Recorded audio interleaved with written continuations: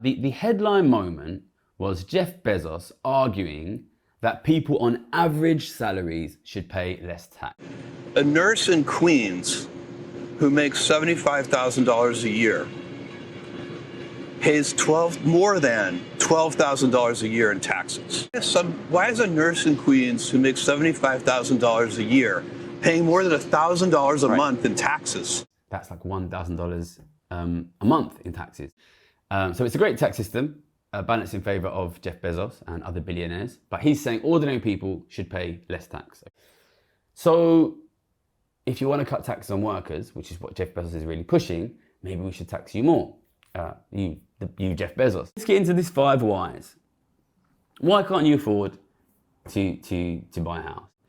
The answer to that, I think, is because you are increasingly competing with a class of unbelievably rich people who are making $30 million every single day for the ownership of the assets in the world.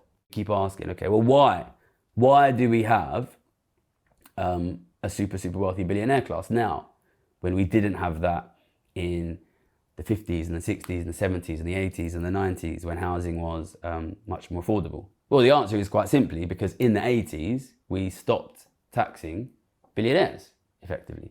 In this country, I think we had 95% top income tax, 90% top inheritance tax on the very rich. I think this reminds me very much of basically what Elon Musk does and what Donald Trump does, where they portray themselves as, I'm not a politician. And there's this famous quote, which is probably not real quote, which is, first they ignore you, then they laugh at you, then they fight you.